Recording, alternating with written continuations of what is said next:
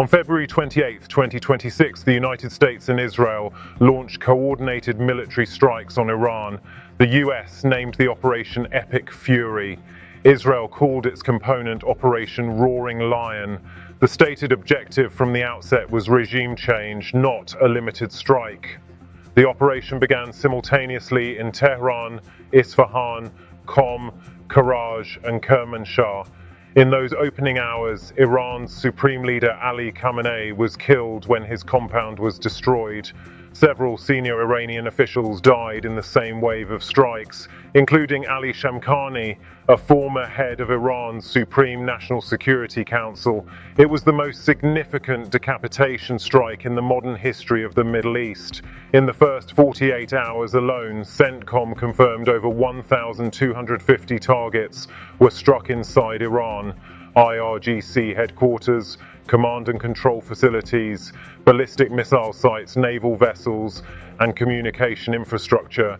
Israel deployed around 200 fighter jets, hitting roughly 500 targets on day one. The US used B-2 stealth bombers, F/A-18S, F-35s, Tomahawk cruise missiles, and one-way attack drones. This was not a surgical strike, it was a broad, sustained campaign. On the naval side, Trump claimed on social media that the US had sunk 9 Iranian warships and destroyed Iran's naval headquarters. CENTCOM did not fully confirm those specific numbers at the time, but did state that within 2 days, Iran had 0 ships left in the Gulf of Oman, down from 11 when the operation began. The Iranian drone carrier Shahid Bagheri was among the confirmed vessels destroyed. Iran hit back hard and fast. It launched what it called Operation True Promise 4, retaliatory strikes targeting Israel, US military bases across the Gulf, and civilian infrastructure in neighboring Arab states. Iran fired missiles and drones at the UAE, Qatar, Kuwait, Bahrain, Jordan, and Saudi Arabia. Kuwait alone intercepted over 178 ballistic missiles and 384 drones in the first few days. The UAE intercepted 169 out of 182 missiles detected, with the remainder landing in the sea. Bahrain intercepted 70 missiles and 76 drones. 6 US service members were confirmed killed by CENTCOM as of March 2nd, with 18 seriously wounded. 3 of those deaths came from a suspected Iranian drone strike in Kuwait.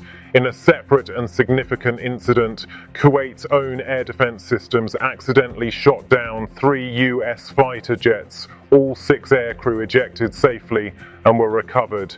11 people were killed in Israel from Iranian strikes, with additional deaths reported in the UAE, Kuwait, and Bahrain. Iran's Red Crescent reported more than 550 killed inside Iran, though those figures remain difficult to independently verify given restricted media access inside the country. Hezbollah entered the fight on March 2nd, firing rockets into northern Israel in what it described as retaliation for Khamenei's killing. Israel immediately launched a broad wave of strikes on Beirut and southern Lebanon, ordered evacuations across dozens of Lebanese villages, and its military chief stated openly that Israel must prepare for many prolonged days of combat ahead. The conflict has now formally spread to a third front. On March 2nd, a suspected Iranian drone also hit the Royal Air Force Base at Akrotiri in Cyprus, a British military installation. 1 drone got through, causing minor damage to the airfield. Britain confirmed the strike. This is significant because Akrotiri was being used to support US operations, and it's targeting signals that Iran is willing to strike NATO-adjacent infrastructure. Trump stated that he expects the war to last roughly 4 weeks, saying, "I always thought it would be 4 weeks and we're a little ahead of schedule." Secretary of State Marco Rubio warned that the hardest US strikes had not yet been delivered. Defense Secretary Pete Hegseth said the timeline could go longer or shorter depending on how Iran responds. The Pentagon's chairman of the Joint Chiefs, General Dan Kane, made clear this is not a single overnight operation. Now, a critical detail that has largely been overshadowed by the military news. The strikes came just days after diplomatic talks mediated by Oman had reportedly made substantial progress. Oman's foreign minister said Iran had agreed to never produce nuclear material sufficient for a bomb, which he described as completely new.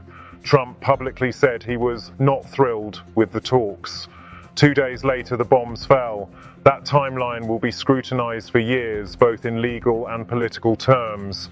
Congressional briefings revealed that the Pentagon told lawmakers Iran was not planning to strike US forces unless attacked first, directly undercutting the White House's stated justification of an imminent threat. The economic fallout is already global. The Strait of Hormuz, through which roughly 20 million barrels of oil pass daily, about 1/5 of global supply, has effectively shut down for commercial shipping. Iran's IRGC declared the strait closed and threatened to attack any vessel attempting to pass. Iran technically does not have the legal authority to close an international waterway, and the US military disputed the formal closure claim. But the practical reality is the same. Insurance companies have pulled war risk coverage for vessels in the region, and without insurance, ships don't sail. Maersk, Hapag-Lloyd, MSC and CMA-CGM have all suspended transits. Around 150 tankers are anchored and waiting. Brent crude has risen around 10 to 13%, reaching approximately $82 to $83 per barrel. Freight rates for large crude carriers hit a record high, up nearly 95% in a single day. Qatar's state energy company, Qatar Energy, halted LNG production at its main facilities after Iranian strikes. European natural gas futures jumped around 30% as a result. Roughly 20% of global LNG supply passes through the strait. Analysts are warning that if the disruption continues, oil could push toward $100 a barrel, driving inflation and threatening recessions in heavily import-dependent economies across Asia and Europe. Trump responded by announcing the US Development Finance Corporation would provide political risk insurance for maritime trade through the Gulf, and said the US Navy would begin escorting tankers through the strait if necessary. After that announcement, oil prices pulled back slightly, though they remain well above pre-war levels. The UK convened an emergency national security committee. The European Union called the strikes a violation of international law. Senior Democrats in the Senate, including Minority Leader Chuck Schumer, said Secretary Rubio's briefing raised many more questions than it answered, and called the administration's justifications completely insufficient. Trump sent a war powers notification to Congress after the fact, citing self-defense under Article 51 of the UN Charter and Iranian violations of nuclear-related UN resolutions. Iran's top national security official Ali Larijani flatly stated there would be no negotiations with the United States. The question of succession inside Iran remains unsettled, which is itself a source of instability. A leaderless Iran in the middle of an active war is unpredictable. This is the largest US military operation in the Middle East since the 2003 Iraq War. It was launched without a formal declaration of war. Congressional authorization was not sought in advance. The stated justification of an imminent Iranian threat was contradicted by the Pentagon's own classified briefings to Congress. A diplomatic agreement was reportedly within reach days before the bombs fell. None of that means the operation was wrong. Iran's nuclear ambitions and its proxy network were real and documented threats. But it does mean the questions surrounding this war go far beyond the battlefield, and those questions are not going away. The war is now in its fourth day. Hezbollah is in. Lebanon is being struck. A British base in Cyprus has been hit. The world's most critical oil choke point has stopped functioning. And both Washington and Tehran are signaling this is far from over.